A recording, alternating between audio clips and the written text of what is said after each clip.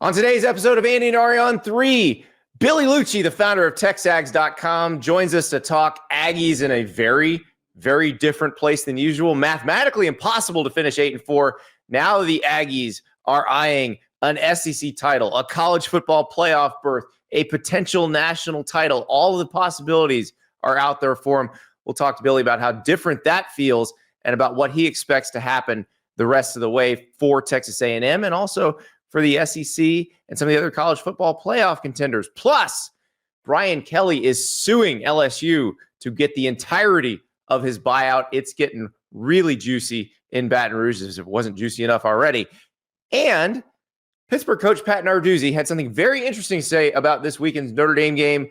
One of those things that is true, but maybe you shouldn't say it out loud. We'll talk about all of that on today's edition of Andy and Ari on 3, presented by BetMGM.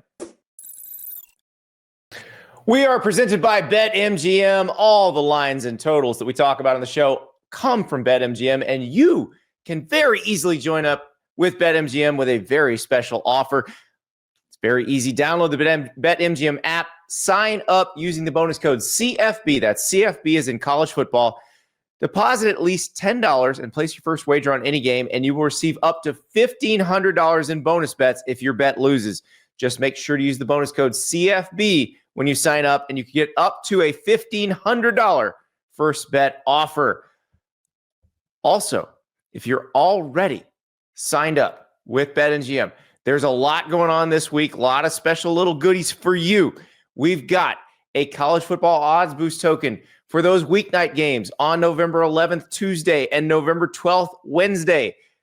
Zero in every snap. Activate the odds boost token on any college football bet, and you receive a bigger payout if your bet wins. Also, this weekend, you got a college basketball odds boost token on Friday the 14th and Saturday the 15th. Same deal. Use your boost token. Any college basketball winning bet, bigger payout. Ditto for college football this weekend. November 14th and November 15th, you got the college football odds boost token. You also have the college football parlay boost token. So use the boost token on any college football parlay, and if you win, you get a bigger payout. Have fun with it this weekend. Sign up for BetMGM if you're not already signed up. If you are signed up, obviously plenty of fun stuff ahead of you this weekend. Make this college football season one for the history books. Make it legendary with BetMGM. See BetMGM.com for terms. 21 plus only. U.S. promotional offers are not available in New York, Nevada, Ontario, or Puerto Rico. Gambling problem? Call 1-800-GAMBLER in the U.S. Call 877-8-HOPE-NY or text HOPE-NY 467-369 in New York. Call 1-800-NEXT-STEP in Arizona. Call 1-800-327-5050 in Massachusetts. Call 1-800-BETS-OFF in Iowa or 1-800-981-0023 in Puerto Rico.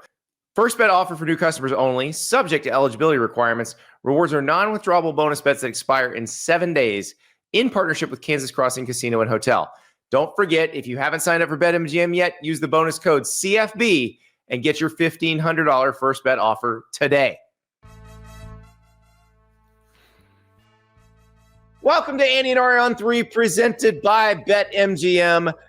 Big day. It's a Tuesday, Ari, so we've got a college football playoff live ranking reveal. We will have a show tonight. If you are shut out because you're a YouTube TV subscriber, don't worry. You can just watch with us. It's 7 p.m. Eastern time, and we will watch it live, presented by Modelo. And Ari, we'll see what happens. We'll see where Texas A&M winds up. We're going to talk to Billy Liucci today about the Aggies. Does Texas A&M maybe jump Indiana after Indiana got a scare at Penn State?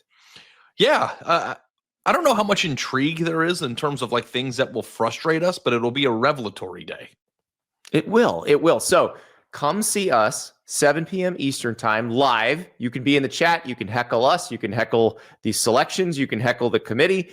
Heckle anybody you want. And we will have a lot of fun breaking down the rankings 7 p.m. Eastern time. I know it's weird because it jumps around. We're not waiting on a basketball game to end this time. So 7 p.m. Eastern time.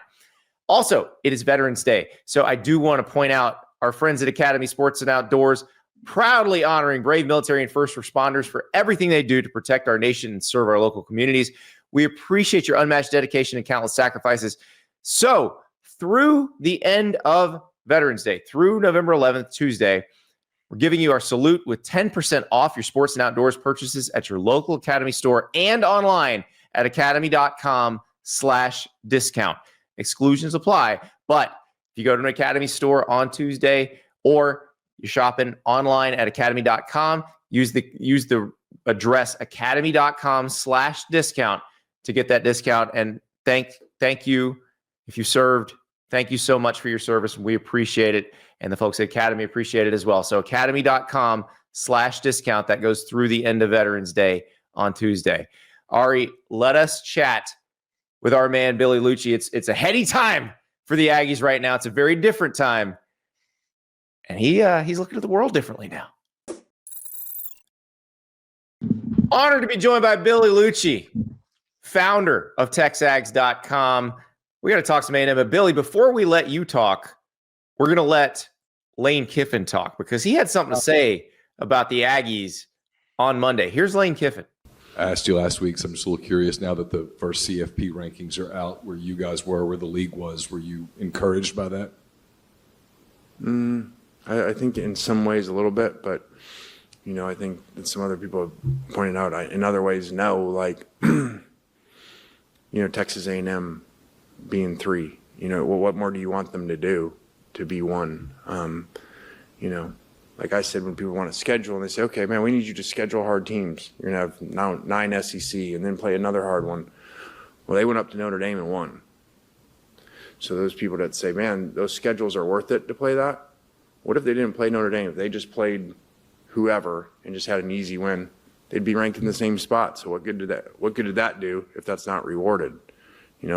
So they got the highest metrics of everybody and they're not number 1. So I don't know. Again, you talk about those 2 teams right there, put them on a neutral site, ask Vegas who would win, what's the spread.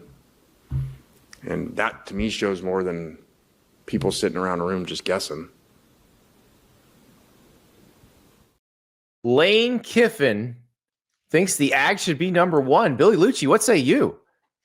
Well, first of all, Lane Kiffin complimenting A&M, I almost feel like he just said, man, I'm really going to screw with the A&M fan base here and just take it on a whole nother direction because of the history between, Lane and Jimbo and all that. I think that was a lot more Jimbo focused than it was A&M. But when Lane Kiffin's stumping for the Aggies to be number 1, times have changed in College Station. But look, if you're going just off resume, I think you can make a real argument. And somebody will say, well, look at A&M. They've played all these teams towards the bottom of the SEC. Well, 5 of those losses, 6 of them have come at the hands of A&M.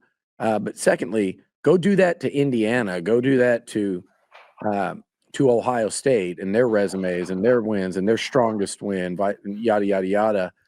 I think A&M's resume could be worthy of number 1. Yeah. But I know there's more that goes into it than that. I think there is anyway. I get confused sometimes. I just looked it up. Our friend Parker Fleming, Stats of War, has this great site, cfbgraphs.com, where you can match up any team and it uses advanced stats to do a predictive, here's what the spread would be. So the spread for A&M Ohio State at a neutral site, Ari and Billy, I want you to guess. What do you think it's going to be? I'll let Billy go first. He's the guest. Right, just under a touchdown, 5.5. Yeah, I was going to say 6.5, 7. You don't have enough faith, guys. Really? It would be between 3.5 and 4. Ohio State favored. Okay. Yeah. Look, Interesting. If you wanted to really dive in and go deep into my thoughts here on I think Ohio State. It's hard because they haven't been tested since Texas, and even that game, I felt like they had nice game control, particularly from halftime on. But they haven't played anyone, but they've destroyed everyone. And A&M has destroyed some teams. They've done it a little more methodically. The teams they haven't destroyed, they've really, they dominated that Auburn game statistically. Never felt like they were going to lose that game. I think they outgained them 3-1. had 14 penalties, a touchdown callback. And then against Arkansas never had the ball with a chance to tie or take the lead. And if Marcel Reed's touchdown doesn't get called back with 5 minutes left, they're going up 17 there on a 50-yard touchdown. So I think the Aggies are actually really close on the field to being looked at completely differently by the people that are going, oh, they played close against Arkansas. They have been, they've been blowing teams out. LSU, Mississippi State, Missouri. They went and won at Notre Dame, which I think is still one of the three most impressive wins of the year, along with Indiana at Oregon and Alabama at Georgia. Look, if you looked at Ohio State and said, what team would be a team that could be the biggest challenge for them? Let's just put it that way so I don't get all the Ohio State truthers after me like the Notre Dame ones did to Ari this week. I think A&M is the most interesting matchup just because the Aggies have a great O-line, and Ohio State will destroy you if you don't. They've got a mobile quarterback. They've got skill position talent. If you take it in the aggregate, that's probably, if we're being real, it might be second to only Ohio State. Concepcion, Craver, Reed. They'll have Le'Veon Moss back and that Reuben Owens in that backfield stable, not to mention quality tight ends. And then defensively, with the way they pressure the quarterback, right? I'm not saying that Julian Sayin wouldn't have a big game and wouldn't be able to connect with those receivers and let them make plays. But I think it would be the most pressure, like physical pressure, that a defense can put on Sayin in Ohio State, where you make him speed up and make those throws. That's why I think that spread is what it is, Andy, because I actually think it's an interesting matchup if those two play, more so than other teams Ohio State could meet in the postseason. Of course, you want to, if you're A&M or anybody, put that matchup off as long as possible. And for A&M, it's about Lenora Sellers. It's about Texas, because I personally, this is personal opinion, I would love to see A&M in Atlanta for the first time ever. And I think the Aggies actually would have an excellent chance to win that game. And there's still something to be said for having a chance to win in the Southeastern Conference. And again, something you've never done.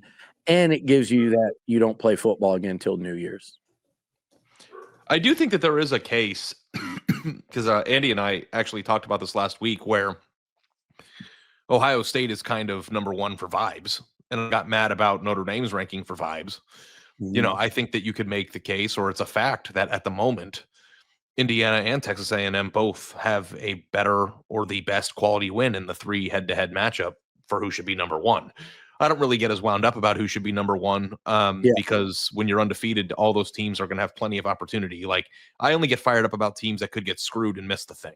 But I do think that A&M definitely has a shot. Now, this is a really different year for A&M. The way things are going is different. I talked to Mike Elko on September 23rd about battered Aggie syndrome and putting that to an end. Is that gone? And what do you think is the biggest difference from this team that now mathematically cannot go 8-4 in previous iterations of very talented Aggies teams that couldn't get it done? Like, what's the different? You have those guys coming through your building every day, Billy. Yeah. Like, what do you think is the biggest difference about this A&M and past A&M? I think it starts with Elko. And when you sat down with him, and Andy, I know you've talked to him too, like everybody that's started to really get to know him throughout this knows what I knew when A&M was trying to hire him, what I knew when he first got here. But it can't happen overnight. But it starts with him. Just the culture's overused, but just the toughness, the mental toughness, the desire to be physically, to impose your will on the opponent, the desire to go out every week and he creates this feel in that locker room like those guys are entering the Coliseum to go to battle in ancient Rome, like old football coaches used to do, and he's allowing them to embrace that. You ain't in my jersey, F you. Marcel Reed Adams with the steel chair before the game, him going in at halftime and telling his team and knowing it's on camera, you're better than these guys. If you go out and play, just there's an old school element where we go, at the end of the day, this is still football. And to see Cassius Howell just go off on the LSU offensive lineman, that wasn't at the end of the game when you're up 30. That was in the first quarter after the first drive, telling a young O-lineman, it's going to be a long day and I ain't going anywhere. And that guy felt that. And that's not – it's usually the other way around. You guys know that when A&M plays the LSUs, the Bamas, it's been a long road to get there. And so it starts with Elko. I think the other difference, the biggest difference, Ari, is just it's explosive playmaking ability. And it's having star players across the board. I was talking to Coach Sumlin actually last week, and it's like he talked about, like, we had Myles Garrett and we had Christian Kirk, and that first year obviously they had a lot of them, and that was a top 5 team. But after that, they'd have guys here and there, but they never had enough of them when the teams you're playing in this league and you're competing for titles had a bunch of them. So you see Cassius Howell on defense, but really what I'm talking about is the ability to score points and score points quickly. And Marcel is that dude. And he's the third thing, would be his improvement in year 1 to year 2. It's been pretty remarkable if you really look at it. But Marcel, Concepcion, Craver, portal adds, Bethel Roman is starting to emerge. And that backfield stable, I don't think people talk about it enough, guys. Like, you're going to bring back a running back that I think was as good as anybody in the SEC in Le'Veon Moss. He's a pro. And you're bringing him back rested and healthy, whether it be for Texas or for the postseason, to go along with now Reuben Owens, E.J. Smith, Amari Daniels, and an emerging freshman in Jamarian Morrow. So I think, Ari, on field, that's as big a difference as anything, is they have game-changing players, plural, and on both sides of the ball. It's interesting because I remember having a conversation with Kevin Sumlin, I want to say it was 2013 or 2014, and he said, we've got these first-round guys, and we've had these first-round guys, but the problem is we need the second, third, fourth, and fifth, and sixth-round guys, because it would be like a couple first-rounders, some undrafted guys. Yeah. And you're right. You look at this roster, and it is kind of top to bottom. Now, they're not all first-round dudes, but there's a bunch of NFL dudes. And I go back to Mike Elko and Destin, and he said, we're better at every position group. And I remember kind of making a mental note of that and going, that sounds, could that be true? And then you watched him play this year and you're like, oh yeah, no, he's right. I would have said it was true at that time at every position. My question would have been D-line. And I did say all summer I thought their pass rush would be a lot better. Now, I didn't think they'd be contending to be the best pass rushing defense in the country, and that's where they're at through 9, and they've got, the SEC sack leader in Howell. But they've also been really good up the middle. I know they've had lapses in run defense, and that would be your concern, like in an individual game. Like when it does, whatever, if it doesn't end in a championship, I would assume it would probably be a game where a team figures out how, to gash them running the ball. But they've also been at times really good against the run. It's just when they're not, they tend to give up some big plays. Even against Mizzou, they give up like 3 long ones, and then they eat up all the. It's just when they're not good, they're not terrible. It's just a here or there. But that would be the one spot. But those inside guys have been really good. Hicks, Onyedem, and Albert Regis. That D-line is noticeably better after losing a first and 2 second rounders. So that, yeah, when you talk about someone, we had that conversation, you and I. We've had it. He and I had it after A&M played LSU in 2012, where he said he went up to Les Miles and said, you guys are what we want to look like one day. And here's the deal. I had an interesting thought when they're playing LSU, because I was down on that field a few years ago when number 9 was throwing to, he was throwing to Jefferson and Chase and Clyde Edwards-Helaire, and it was just no competition. And Elko was the D coordinator that day. He saw that 2019 LSU team live and in person. And I'm not saying the main comparison I'll make between this A&M team and that team is just, and even like Ohio State last year, they seem to be getting better at the right time. And you mentioned it before we went on. You guys mentioned it. They're a fun team. They're really having fun playing, and they're really in a nice flow as a football team, offense, defense, special teams.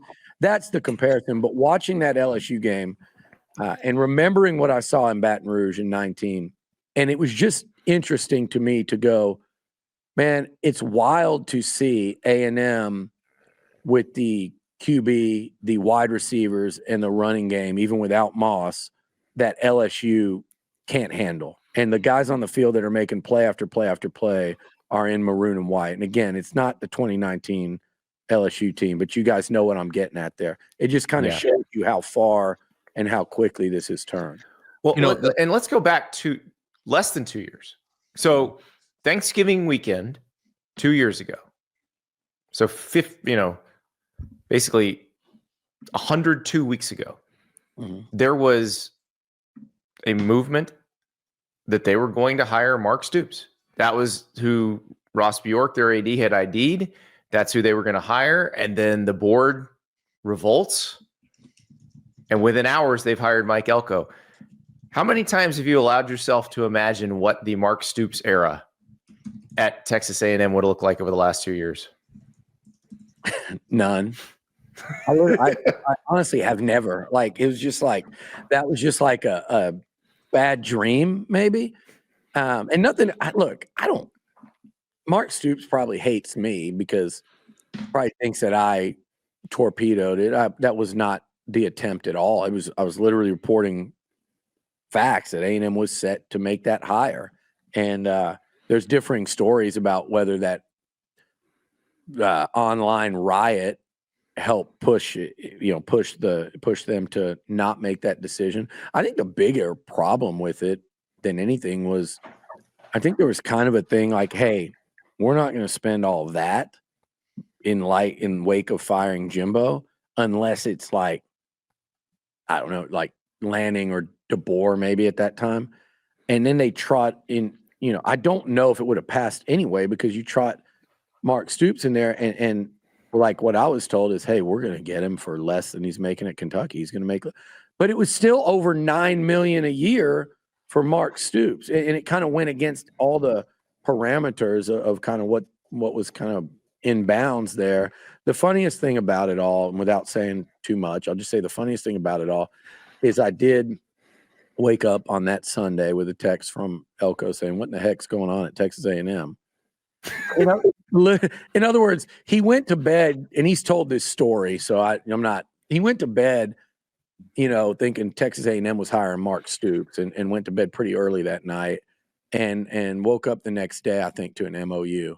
So from A&M. So can you imagine like that whole emotional swing in about 12 hours? You think the A&M fan base had it bad? Imagine Mike Elko, because he was very happy at Duke. I just think, this was a job that he knew what he could do here. And I give him a hell of a lot of credit because he has come in because of that knowledge of the place before. Like, he probably sat here every day and said, if I had that job, I know exactly what I would do. And then when he went to Duke, he was probably like learning even more, obviously, as a first-time head coach, going, man, if I could apply this one day at a place like A&M, we could build a monster. And that's what I think, regardless of what happens the rest of the way this year, that's what he's doing. If you look at portal, NIL, he is not afraid to kind of push for change around here in ways that I think this place needs it. And he does it in a wonderful way where he's made literally 0 enemies in 2 years. He just gets it on all levels. And just little things like deciding to ride with Marcel as your starter, or to not muddy up that room when you had Connor and Marcel and say, okay, we're going to go with this. When there's so much out there in NIL, deciding to hire Colin Klein over Denbrock. And the LSU fans didn't believe me at the time. Now they realize Denbrock was trying to sprint away from Brian Kelly. And he chose Colin Klein, and last year at the beginning, people go, oh, no, and now they're realizing that was a tremendous hire, and the goal will be obviously to try to hang on to him because he's such a hot commodity. And Ari, you touched on it a minute ago. I just wanted to say, bringing back in that depth of that 3rd to 6th round pick type guy, Mike Elko did a lot in terms of NIL, of committing to keeping that group. In other words, don't go pro. Don't go pro early, Cassius Howell. Don't go pro Will Lee. Don't go pro Le'Veon. Hey, Trey Zune, come back. You can play some center and tackle. Demetrius Crownover, it's too early for you to go. Let's get you in. And he loaded up on bringing back guys like that. Those veterans that a lot of times around college football, especially at A&M, were going pro to be a 5th round pick or something. And to bring all those guys back, that's the nucleus and the heart of this team. And I don't think it was the most exciting thing to talk about. I think Noah Thomas leaving for Georgia got the attention of the A&M fans in some ways more than the guys coming back. And he had a plan the whole time, and it was the right one. I have to ask this, Billy, because it wouldn't be an A&M segment without talking about your friends in Austin. This is a different year where a lot of firsts could come about. Try to contextualize for us and our audience how important it is that A&M wins that game this year. Well, a lot of it depends, right? You're probably, hopefully, beat Sellers and South Carolina, and I think they will, but I think that's a tricky one. Bye week, new coordinator, Sellers, Stewart, Harbor. I mean, it's, you got to win it, but I think, they should win that game at home. If they do, to beat Texas and not let them ruin your look. And if that's the case, they have a chance to ruin your perfect season and a chance to keep you out of Atlanta. The Aggies would have gone to Atlanta at 9-3 last year. They will probably not go at 11-1 this year. They probably wouldn't go, barring some upsets, right? So there's that. Then there's the fact of if Texas beats Georgia and A&M win gets them in the playoffs. If they don't beat Georgia, they'll have hope at 9-3. We could get all the way into that for a damn hour. I know you guys spent a lot of time talking about it. And then it's just the fact that this is like last year, guys. Like, everybody's talking about Texas as a playoff team and are they back? And I'm just sitting here going, did you watch the Vandy defense against Auburn this week? Like, I don't want to go too far. I'm not want to negate what Texas has done, because winning 4 games in a row in the SEC is hard. And OU's a quality team, but Kentucky in overtime, they were a personal foul away from getting run out of Davis Wade Stadium in Starkville. They likely would have gone down 24 there with a few minutes left. And then the Vandy thing, I'm just watching Vandy's defense against Auburn this weekend, and I'm going, Texas, just show us that you're back as a contender in Athens this weekend, and we can believe you. And it would be fair. It would be like, okay.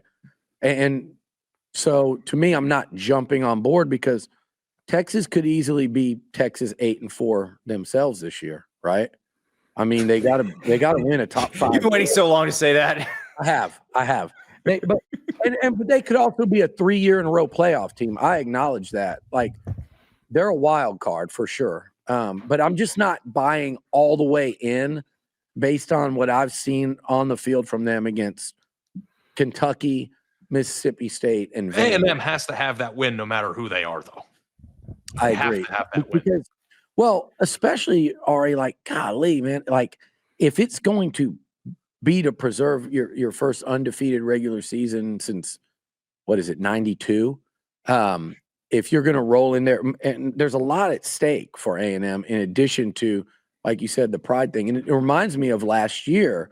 If Texas loses to Georgia, it will remind me so much of last year's meeting, where you have one team cruising into this postseason with a top 3, if not number 2 ranking, and the other one that you'd acknowledge, man, they're dangerous, and you have to go to their house.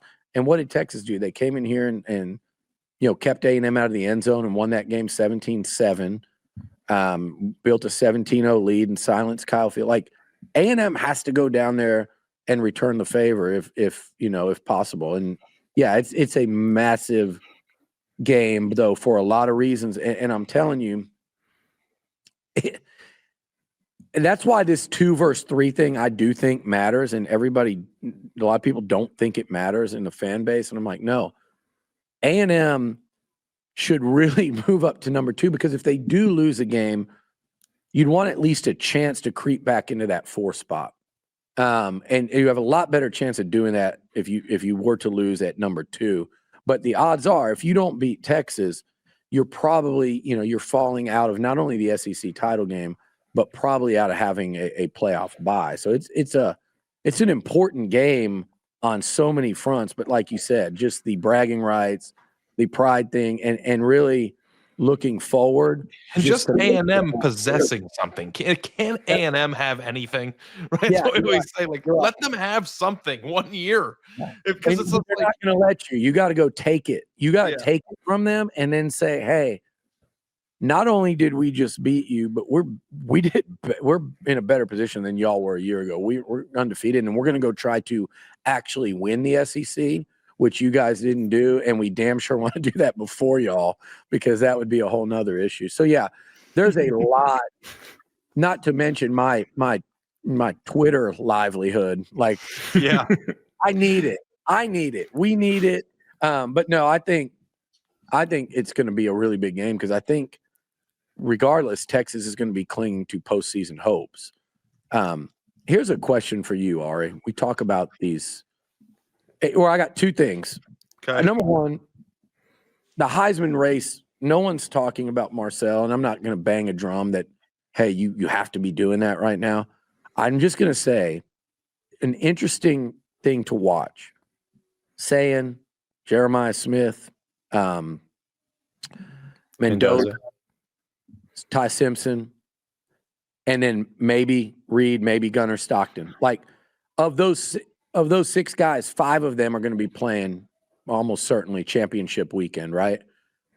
It's going to be really interesting, because one guy has a chance to make, I think, the loudest statement. When Sayan's on a team with 4 or 5 of the top 10 players in college football, I'm not buying this thing that they have all 5 of them. With, like if Mendoza goes and beats Ohio State, then man, he's going to be tough to beat, right? But if Ohio State wins that game, and A&M and Marcel Reed, and this is the opportunity that Reed has that I don't. If he goes back-to-back weeks and beats Texas in Austin with the whole country watching on a Friday night, especially if Texas has a lot to play for, and if he goes into Atlanta and outduels Ty Simpson and beats Alabama, and has like he'd have to have one of those games, right? Which I think is possible. If he goes back-to-back Texas and Bama with the whole world watching, and then you throw in, oh, by the way, this guy beat Notre Dame on a last-second play, I think there's a chance for a steal. And there's a chance for a lot of guys to kind of steal it, but I think it's going to be one that Saturday. But it's just something to kind of file away. Well, let me just jump in on that. Marcel Reed is currently the 4th highest favorite in the Heisman race. And I think that a lot of people reacted to Mendoza's final minute touchdown pass on Saturday as a Heisman moment, and I think it was. But the thing that we always have to acknowledge about this award is, and I think you just stated it perfectly, this is an award that can be stolen at the end of the year. And I think that who wins the award, trying to pick that now, is based on who you think is going to have the moments in those Saturdays leading up to championship weekend and in championship weekend. So I think that Marcel Reed, even if you believe that he hasn't gotten the hype that he deserves, the kid has plenty of opportunity to steal it, in my opinion. It's like Derrick Henry in 2015. We weren't really talking about Derrick Henry as the Heisman winner at this point in 2015. It was the Auburn game and the SEC championship game that cemented it for him. And I think you're right, Billy. With potentially, it might even be the top 4 guys all maybe playing championship Saturday, and it just comes down to who has the best day. Andy and I disagree on this portion of it. with the voting, and I always drive it's an annual tradition. I drive them nuts every year when I say it, but I think that the Heisman is also like, what story did you tell? Like, if you do something for A&M that A&M has never accomplished, and you do it at a place that everybody just says is going to finish 8-4, like that moves me as a voter. I agree with that. And I also look, like Mendoza just had his Heisman moment against a Penn State team that's probably not, I don't looked at their schedule, but maybe they'll go to bowl, maybe they won't. When he played not great the whole game until the very end. Marcel's Heisman moment came on the road against a hot top 10 team where he threw a touchdown pass, kind of like Mendoza, 4th and 11, 13 seconds left. And he had 400 yards of offense in that game against a team that's still in the top 10. And whether Ari likes it or not, probably going to the playoffs. So, but it happened in mid-September. So that leads me to what I wanted to ask you, Ari and Andy. Like, here's a hypothetical, has nothing to do with A&M. But maybe it does because I saw that little one of those brackets at Tech versus Texas in the winter playing A&M, which would cause this state, I think, to just end. But it doesn't really have to do with – so let's say – I don't know what would have to happen. But let's say that Texas, for sake of my sanity, beat Georgia, lost to A&M, and finished 9-3 with wins over Vandy, OU, and Georgia. Their 2 losses would come to, let's say A&M beats Texas, they move up to number 2, right? Their losses would come against 2 of their 3 against the number 1 and number 2 team in the country. Okay.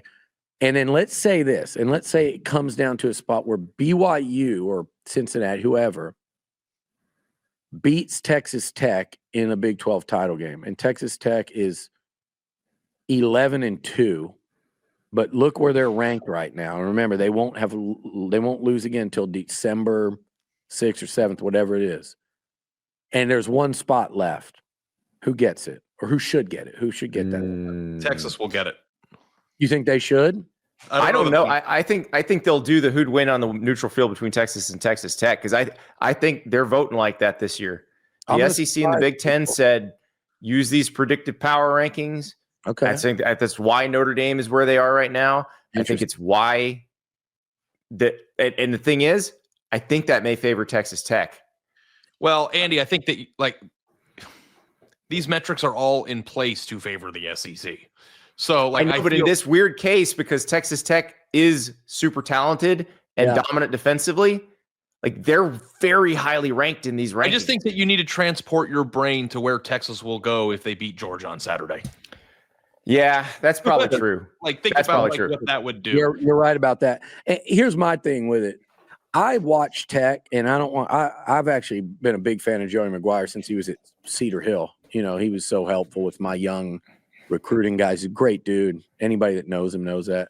I think it's cool what Tech's doing. I do think people should not be scared to point out their schedule and that their 2 best wins of the year, no matter what. Maybe all 3 of them are going to come against Utah and BYU in some form or fashion, and nothing else of any meat or substance. And their loss came to a team that lost to Mississippi State. But no one will say that anytime.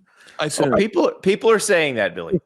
Lots of people are saying that. The SEC is never going to lose a head-to-head battle where there's a 1-game difference and top 10 wins disparate. It's just not going to happen. It wouldn't. Yeah, I tend to agree. But here's where take it away from the SEC, and I'll bring it to the Big Ten. I think the reason, and you know how much this pains me to say, but I think the reason Texas should go in that scenario would be the only reason we're even having the discussion is because Texas traveled up to the Horseshoe. Because they scheduled Ohio State and challenged themselves. Yeah. So that was just, that's where I think that one kind of going along. And Ari, with your Notre Dame and that whole deal, which by the way has been a lot of fun to watch. In your face when it dropped. Like incredulous Ari is great. Yeah. Over there just going like this. Oh yeah, here we go. Yeah. See Andy's wheels turning and you can see your head exploding. But well, I think Andy and I were both on the same page with that one. That was just bizarre because it's like I hear you talking about A&M's resume and the reason why they should be number 1, and then we're touting the Notre Dame win, and it's like there's another team that beat Notre Dame too, guys. You know, yeah, not even on the same continent right now. So, but yeah, that's a topic for another day. But I do think that A&M actually, you know, I watched them play Notre Dame, and I felt like in that moment that the way that A&M won that game would have been a way that A&M would have lost in past years. For sure. Like, you know, I felt like they took an extra opportunity on a bobbled extra point hold and something that they might have done in the past. And then not only did that, went all the way down the field and then won a game. And, you know, this is probably going to make your head explode in a lot of your, but like also got away with a pretty blatant hold at the end to win. Yeah, like I'm good with that. Like people act like not you, but like around the country, they're like, well, if they, and I'm going, man, I watched A&M play 7 straight SEC games last year without one hold being called on the opponent. So like I think they were just saying, chill out, guys, we got you. And it doesn't matter whether they won or lost the game because of the hold. That's not the point. I'm just saying they got the break.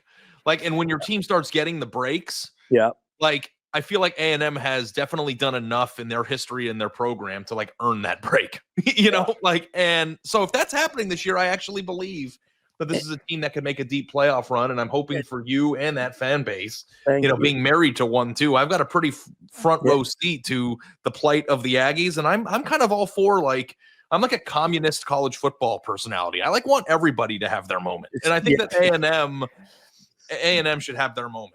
You want to go back to co-champions, don't you?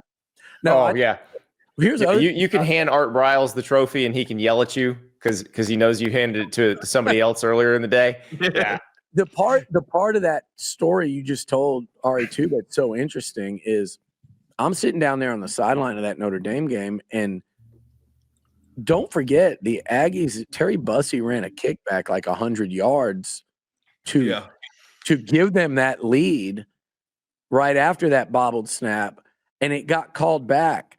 Now, I'm not saying it wasn't a hold. It's fine. They could have called it. They could not have. But in some weird way, you know, even when he returned it, I was like, God, now we got to get a stop. Like, I think the offense would have gone down and scored, but I didn't know. So let's go ahead and take it. But now we got to stop Carr and Love and all of the, you know, so even when you talk about catching breaks, even that one, the way it worked out at the time, it felt like, oh my God, are they really going to do this? This is one of the most exciting plays ever.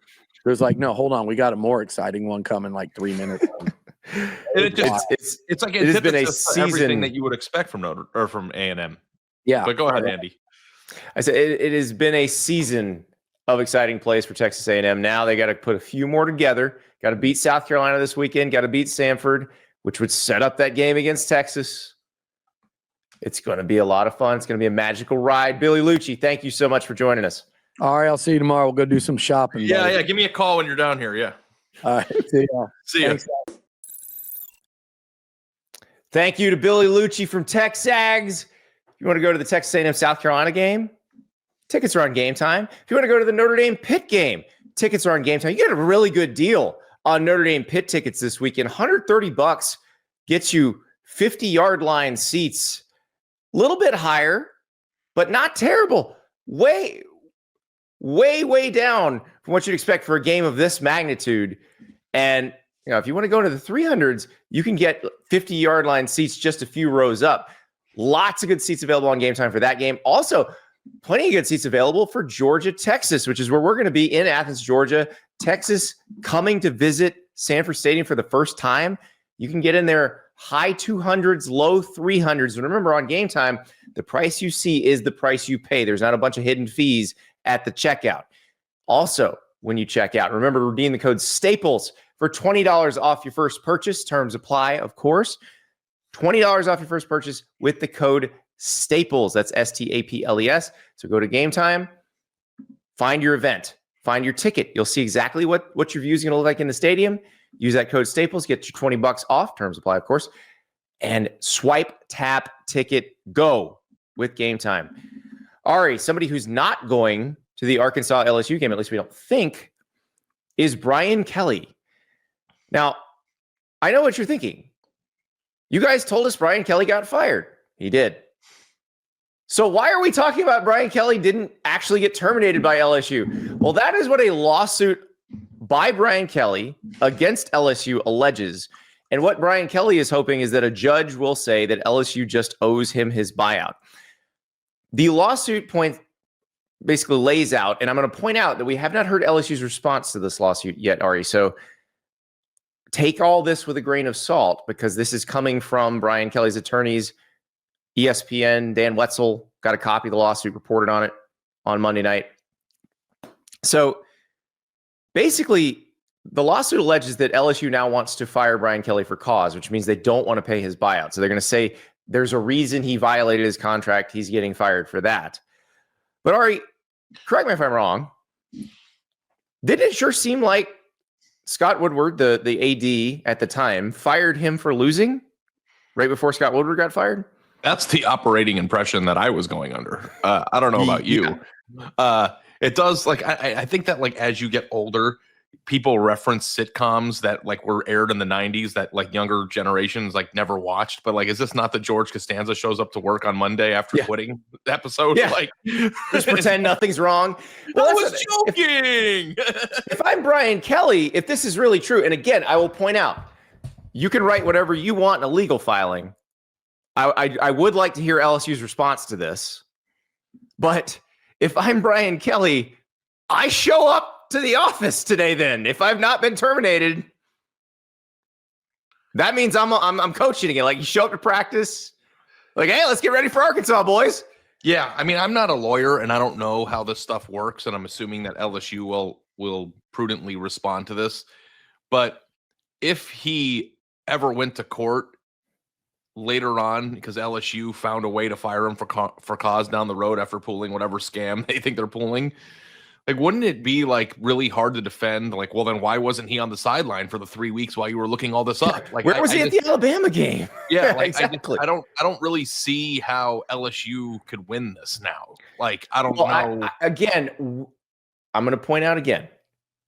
This is Brian Kelly's lawsuit, so this is his attorney's version of events. I would like to hear LSU's version of events.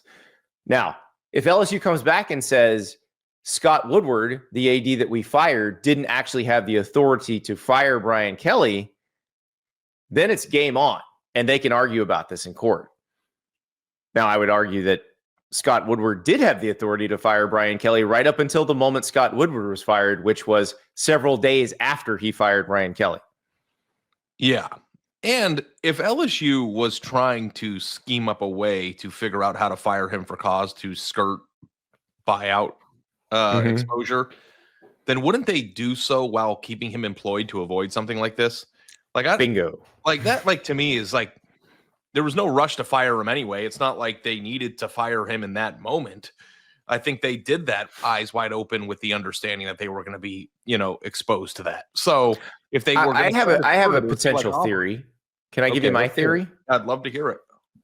That Scott Woodward, who is a career political operator, came up as a lobbyist, very, very plugged in politically, happened to get on the wrong side of the wrong politician this time, which is the sitting governor of Louisiana. I wonder if Scott Woodward realized the winds were starting to blow against him and was like, oh, I'm going to fire Brian Kelly now so I can save myself. And then fired him and was like, see, I fired him. I'm on your side, guys. And they're like, no. You got us into this mess, buddy. Yeah. You're also fired. And it sounds like to me that the governor's number one gripe is the amount of money that would be owed, dead money would be owed after firing him, which would perfectly illustrate the reason why they're angry, which is why would you do this? Like, you fired him and now we owe him all this money and you're an idiot for giving him a fully guaranteed contract when he didn't accomplish anything. Like, there was no getting out of it for Woodward. Yes. Yes, but that's an interesting theory too. By the way, this brings up a column I have out at On3 right now. If you want to read it, we published it on Monday. I talked to some agents about what you could do going forward to offer contracts to coaches that coaches would actually sign. This is not like just don't pay them that much. That's not a solution. That won't actually work when you're negotiating with people who actually have leverage. So just don't pay them that much won't work. The schools should collude to pay them less. Won't work because that'll get them sued. Just don't give them a buyout. Won't work because you have to, if you're going to reduce the buyout, you have to give them something else on top of it. That's how negotiations work. So I got a couple ideas. One I've mentioned a few times, and we've got a loyal listener who represents actors in Hollywood who we talked about this years ago.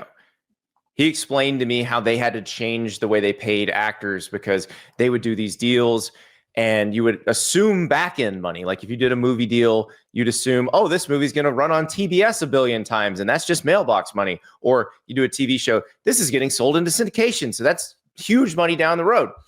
Well, now if you do a deal with Netflix or HBO Max or somebody like that, they pay you to make the show and then they own the show forever. There's no back end money.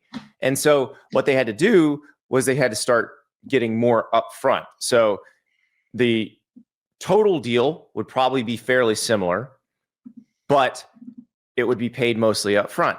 And so this person who is the show a lot, so is an avid college football fan, said, with the coaches' contracts, the way you would do this is you'd have to give them what seems like an obscene annual salary, because that's the only way they'd say yes. But you then reduce the term and you fully guarantee it, but it's just over. It just ends and you don't have dead money. And so I use the example of Billy Napier at Florida. Florida gave Billy Napier a 7-year contract, started at $7.1 million a year, escalated after that. I think the total payout on Billy Napier's contract, had he fulfilled it, was like $53 million. When they finish paying his buyout in 2029, 2029, he will have made about $47 million from Florida. And so using this model, you would go, okay, we will give you $10 million a year, which is $3 million more than they gave him at the outset. $10 million a year for 3 years, fully guaranteed. In his situation as the coach at Louisiana Lafayette, he was not going to say no to that. Jimmy Sexton, his agent, would have known what was going on, but also would have had a difficult time talking his client out of saying yes to that. Mm-hmm. And then if you did that, you get to the end of year 3 and you have to decide, are we going to extend him or not? And the answer would be no, they're not going to extend him. You would have paid him $30 million. He'd be done. And that would be the end of it. Yeah. And so now the question I have for that, though, is if you're trying to make a hiring of somebody who is not at Louisiana Lafayette. Okay. Well, you have to go up in price. Right. The other part with this, the reason you can do this now where you probably couldn't do this 10 years ago is it used to be you had to have 4 or 5 years left on your contract or you couldn't recruit. Other schools would use it against you. The coach's agent would come in and say, you're kneecapping my guy. It doesn't work that way anymore because the players aren't going expecting to spend 4 years at the school. And the players all have agents. And the agents know the coaches aren't going to be there 4 or 5 years in most cases. And also the players and their parents aren't stupid. So they know that the coaches aren't going to be there 4 or 5 years in most cases. So you can do a 3-year deal now, whereas you couldn't before. Or you can have a coach working on an expiring deal, whereas you couldn't before. It's a lot more similar to the NFL. But let me ask you this. Head coaches. What's that? Because I want you to give me agent lessons right now. But I'm gonna poke at it a little bit. Go for it. Yeah. Let's say you do that with Billy Napier. Mm-hmm. And then Billy Napier exceeds all expectations that you could have possibly had for him during that term. Does it then you give him another deal? I know, but does it make it easier for him to leave? Well, sure, but if you're going to pay him, okay. So we've hired Billy Napier to a 3-year, $30 million guaranteed deal, $10 million a year. Yeah, he has 2 great first years. Then we're going to give him a 5-year deal at $13 million a year, fully guaranteed. Okay. He's already had 2 great years. Yeah. So now we're on the hook for a lot of money, but he's already got proof of concept. So we're probably at the very worst going to get 3 or 4 more good years out of him. Yes. And I think that this is all really smart and like I'm with you on it, but I wonder in application if we need to transport ourselves to where programs typically are when they are making hires, which is not even considering that it's not going to work. Nobody goes into these and that's the problem because Jimmy Sexton and Trace Armstrong and Clint Dowdle, the guys they're negotiating against, are considering that it's not going to work. They're not telling their clients that, but that's the only thing. They are considering what is the largest guaranteed number I can get my client, because that's my job. Right. And they're so gung-ho all the time. I mean, think about what Lane Kiffin's going to be earning. Now, Lane Kiffin is a unicorn here because none of this applies to Lane Kiffin. He can dictate the terms to whoever wants to hire him, whether that's Ole Miss keeping him or Florida trying to hire him or LSU trying to hire him. He's in the position where he has all the leverage, can completely dictate the terms. And I think most people aren't like that. I think that this would work most cases when the coach that is being hired isn't in that position or doesn't have all the leverage. Like Billy Napier coming out of Louisiana, coming out of the Sun Belt, doesn't have a lot of leverage to be like, that's not working for me. Well, even if you're hiring, even if you're hiring someone from an ACC school or a down, what you might consider a down the chain SEC or Big Ten school. Well, let's use Mike Elko, for example. Mike Elko now, Mike Elko now has all the Mike leverage. Elko leaving Duke. Yes, correct. Bingo. Yep. And so here's the other potential method of contract. And this comes from an agent who represents coaches. And this person said they would actually consider letting their client sign this. And it's interesting because the example they gave me was LSU, because I think LSU had just opened when we were talking about it. And so here's what they proposed. $5 million a year for 5 years, 100% guaranteed. That is the base salary.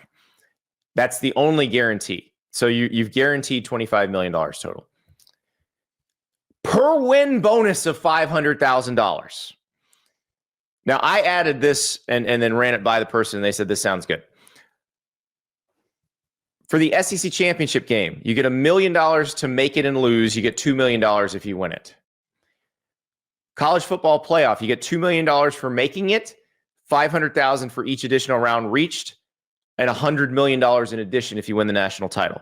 So essentially, if this coach, this hypothetical coach who goes to LSU, if they went 15-1 and won the SEC and national titles that season, they would make $19 million. And they'd be worth every penny. But if they went 8-4, they would make $9 million. How much do you get if you win the national title again? $19 million. Now, what's the national title bonus, though, in your contract? $1 million. Okay. But you've already made $2 million for making the playoff. You said 100, I think, and my head exploded. No. I might have misheard you, or you might have said it, but I thought you said 100. I don't think I did. I'm reading it off my story. 1 million. No, not 100 million. No. Yeah. But the coach would make $19 million in that particular instance, which would be worth it. I think I would stagger it a little bit differently, because you can't just make twice more for winning the national title as you do beating a non-conference opponent, right? Like maybe you would do. Well, no, but remember that's part of the whole playoff bonus structure. You're making about $5 million from your playoff run. Yeah. Winning the national title should have a little pop on the end, because then it doesn't matter how much. Hey, listen, we're pie in the sky here. Yeah. Let's make the national title bonus $5 million. I don't know if the cat's out of the bag, but I think every single athletics contract in the world should be incentive based. I agree. I think every player contract should be in the NFL and pro sports. I think every coaching should, and then I think that keeps people locked in a good faith. The agents don't agree, rightfully so, because they're worried their clients won't meet those incentives. But this is one where if you make the incentives juicy enough, someone will probably say yes. Someone you actually want might say yes. I personally think that incentives, whether you be a coach or a regular person, is a nice little reason to have a little extra pep in your step in the morning when you go to work. I would agree, because let's look at Jimbo Fisher and Brian Kelly. Their contracts, I'm not accusing them of anything, but their contracts at Texas A&M and LSU respectively encouraged laziness. I know. There was no positive incentive. They were getting paid the same no matter what happened. And I think that, the truth is that coaches, for the most part, try because it's in their DNA to want to win and they're competitive. I don't think you become the head coach of Texas A&M without being competitive. So So I don't know that people ever slack off, but I do wonder if the foot to the fire fear of being firing makes you stay up an extra hour on a Wednesday night, or makes you make that extra recruiting call or whatever. Because if you live in fear of being fired, you're clearly going to be more attentive to the daily tasks that need to be done because you go to bed every night fearing unemployment. Or if you do a great job and you can make $5 million more than you would have made. That's all. I find positive incentives work better than negative incentives. That's why now, as the parent of teenagers, that's what I'm learning. Yeah, positive incentives seem to motivate better than negative ones. I agree. I mean, I think back at my time at The Athletic, I had certain incentives when I first started there. It was a startup company, and every single time we sold a subscription or every single time we did something successful as a unit, it felt better because we were incentivized to do so contractually. Like and it made me want to write better stories. It made me want, and I always want to write good stories. I always want to do good shows, but having a little extra oomph in it is always a nice motivating factor. I mean, I don't know. Everybody wants to lift weights to be healthy, but when you get nice muscles, that makes you want to do the extra rep. I mean, it's not rocket science, I'm with you. And every coach goes into every job thinking they're going to be successful anyway. So telling them if and when you hit these goals, you'll get X number of dollars. In their minds, no one's signing the contract going, "Oh, I'm going to suck here." Like, everybody signs their contract thinking they're going to be awesome. Yeah. And everybody who gets hired thinks it's someone else's fault. Yep. While we're on the subject of motivation, Ari, let's talk about something a coach said ahead of a game this week. This is a good segue. We didn't plan this, Andy. Not the kind of motivation I think he thought he'd be giving his players this week.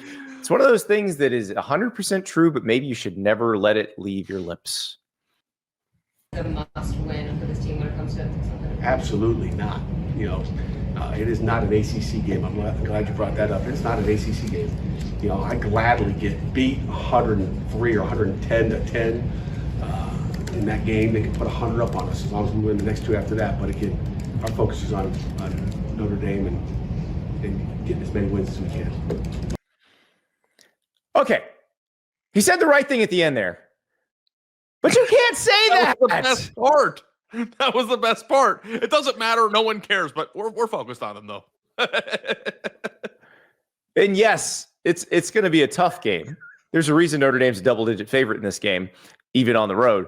But, yeah, Pittsburgh, by the way, is not coming into this game as some sort of poor shrinking desert flower. Pittsburgh's won 5 in a row since they switched to Mason Heinschel at quarterback. They've played really well. Their average margin of victory in those 5 games is 19 points. So this is a team that is as hot as anybody in the country. I don't want to hear my coach saying that he doesn't care if we get beat by 100 this week. I just don't want to hear that. It's like telling your wife that quality of intimacy doesn't matter unless you're trying to make a baby. Would you say that? I don't think the man's ever said that once. It's like, yeah, I think maybe the other direction that conversation goes, but yeah. I'm just saying, like, it's just so bizarre because, like, you should be feeling really good about yourself. And also, there are other things, and I can't believe I'm the one who has to say this, that matter besides the playoff. Like, if you're trying to build a program, if you're trying to sustain success at a program, beating Notre Dame in your home stadium should be almost even more important than an ACC game at this point. Like, I understand the sentiment, and I understand that their only chance of getting into the CFP is if they win the ACC, and nothing that occurs in Pittsburgh on Saturday can change that. Like, I understand that. But the message that should be sent, in my opinion, to your team, to your fans, to your staff, everybody who is listening to you is, we're good. We're getting a great top 10 team at home on the road, or, at home. They're going to be on the road. Let's go beat their ass. And let's go show everybody that this isn't just, we're going to try to, backdoor our way into the ACC title game. We're going to go take it. And we're going to take it in games that don't matter. Like, and I don't know if, like, I'm being overly dramatic, but I just feel like Pat Narduzzi says, like, one insane thing every season. Well, and this was one of those things that this went viral on Monday afternoon. There's no way every Pitt player on the roster didn't hear this or see this in some shape, some form or fashion. And you know what it makes me feel? Honestly, if I were to, on Monday, if I would have taken Pitt and the points at home in our pick show, I would use my mulligan on this shit. Yeah, Because I don't know, is that like a coach warning the fan base that they're going to get their ass kicked and trying to like pre-excuse like what you think is I'm happening? glad you mentioned that, because as I was listening to it again, that was the thought. The phrase "managing expectations" was rumbling through my head. Now, I want to point out, by the way, Ari, that he mentions they got 2 ACC games after that. They might be the hardest ACC games you can have. Yeah. They play at Georgia Tech and then they host Miami. Mm-hmm. Like, that's tougher than anybody has left in ACC play. And maybe you could make the case that Pitt is in this position because their schedule was so backloaded. And Florida State obviously didn't turn out to be what we thought they would be. But, you know, you still have a lot in front of you. And I think that the vibes heading into those 2 tough games will largely be taken into account with what happens on Saturday. You don't think that your team is going to be more fired up or more willing to believe in its ability to win the ACC by being competitive and maybe beating Notre Dame? Now, can I offer an alternative theory? Please give me anything to try to make this shit make sense. Anything. I'm trying here. This is the best I can do. You ready? Yeah. You ready? He wanted the Notre Dame players to see it and be like, "Oh, they're going to lay down for us." Oh yeah, that's what happened. They're waiting to play Georgia Tech next week. That's, you know what he should do? And so the Notre Dame players are like, "Oh, we got it this week." You should bench his entire starting lineup and just like preserve them for the stretch run of the ACC. It doesn't matter. Don't even put your team out there. Just put your walk-ons out there, and then let them actually lose 110 to nothing as long as you win your last 2. You know, you talked about it in the terms of marriage dynamics. You tried an analogy in the term of marriage dynamics. I think it's one of those, it's more like this. And I'm not going to assign this to the husband or the wife. This could go either way. One partner in the marriage has put on a considerable amount of weight. That's never happened in my marriage. No. Mm-mm. No. Everybody knows it. It's the truth. But if you bring it up, whichever one of you didn't do it, if you bring it up and you're like, "Hey, you're getting kind of tubby," it's not going to go well. It's not going to land. Andy, it doesn't matter if it's true or not. It's not going to land. I really, it was 100% true, and it didn't land. I really appreciate you trying to make that like a gender neutral scenario. I think you can go both ways. Damn well that the man is certainly not is. You can never say that. Ever. Let me tell you a quick story, River. Well, no, before you go, I do want to point out that the only time it happened in my marriage is me gaining the weight. So I think that I would categorically push back with all of my might, saying that women cannot say that to their husbands. I think they do quite frequently. Now, one time I was laying on the couch minding my own business, and this was like in the middle of the weight loss journey. Okay, because I've like lost 100 pounds. I still get called fat all the time, but like I am much smaller than I was a year ago. But I was laying on the couch watching Monday Night Football. My wife came home, and as you guys know, if you listen to the show, I'm a tarp off at home guy. So I always have my shirt off, whether I'm 500 pounds or 180 or whatever. I'm always going to have no shirt on. And she walked in, and I was just laying there minding my own business, watching a football game with my shirt off. And she comes up to me and she goes, "Ari, I just want to let you know that like I'm really proud of you, like for taking, the bull by the horns here, losing this weight and doing." And then she walked up to me and she took her left hand and her right hand, and she put her left hand on my throat and her right hand right at my waist. And she goes, "But you need to work on this area right here," which was my entire torso.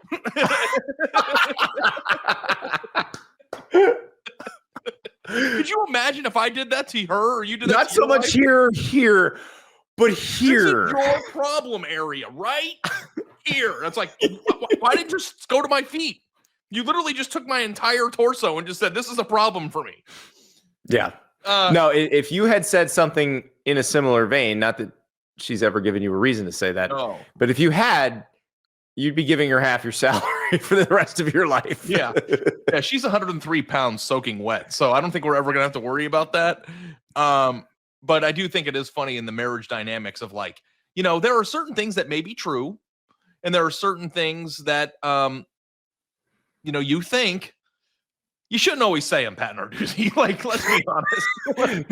That's a very long way of saying that. But yes, don't just because it's true doesn't mean it has to leave your lips with the camera rolling. It didn't just leave his lips, it left it at a press conference with everybody watching. Like, he didn't even say it internally. He said it to everyone. Which I do think, if you did take the points this week and you've put that bet in already, I would maybe bet out of that. I think Notre Dame is going to kick their ass because of that. And We shall see. And I don't think it's only because he's telling us they're going to. I think that if they had a mental edge at all, if you're a player in the locker room, you might eat that extra donut. You might end your workout early. You might not get that extra rep in the weight room because guess what, guys? This game doesn't matter. The entire One more time, and football. just imagine a coach sending his team out now after saying this. Like this is a must-win for this team when it comes to Absolutely not. You know, it is not an ACC game. I'm glad you brought that up. It's not an ACC game. You know, I gladly get beat 103 or 110 to 10 in that game. They can put 100 up on us as long as we win the next two after that. But again, our focus is on Notre Dame and getting as many wins as we can. Go get them, boys! Even if he would have said it's not a must win for our playoff aspirations, we are certainly locked in on trying to win the ACC and doing everything that we can to get into the playoff. But in terms of how we feel about our program and our kids and what we're building here, this is an absolutely massive game for us, and we want to win this game just as bad as any of the other ones. Game day's coming for this. What if game day just packed it up and says, we're going to go to a game that matters? Never mind. Yeah, we're going to go to one that matters. You're right. This was a mistake. We'll see you in Athens, Georgia. And we'll see you in Athens, Georgia, because that's where we'll be. Yeah. But we're going to watch this game anyway. Even if Pat Narduzzi's not that excited about it, we are. We'll talk to you guys at 7 p.m. Eastern time as they reveal the rankings. Even if you're shut up by YouTube TV and you can't watch, come see us. Oh, and by the way, if you are a YouTube TV subscriber, I just got the email for my $20 credit. Hey, so yeah, you're not just giving it to me. I have to fill out some forms. By the way, it shouldn't just be a $20 credit. You should be crediting my entire bill for the time that you've not had it, because the only reason I subscribe is for sports. It's a real scumbag move that they're making you take a step and they're not just automatically doing it. So if you do have a YouTube TV account and you have not canceled it with the hopes of them unlocking this freeze, there are emails that you have to look out for to the account, the email used for your account. They send you an email notifying you that you need to take action. And there's an email afterward that makes you opt into the discount or the credit, as if that's not something they could have just done automatically. Right. And I just got mine early Tuesday afternoon. So look in your email box. Yeah, I did it Tuesday. Today. You go in and you just click a link that says, I want the credit, which is, again, a completely unreasonable and crazy step. But we just want you to know that we are the friends of the people. We know how much college football matters to you. And I just want you to know that for a better business bureau standpoint, that might be worth a complaint. Make sure you claim your credit because you're entitled to that. Both parties that are at war in this suck. You, the consumer who's paying the money, you're the victim here. Go get your $20 Both parties credit. suck. Go get it. Don't forget. And if you can't watch it, just watch us. We'll see you at 7 p.m. Eastern time, Tuesday night.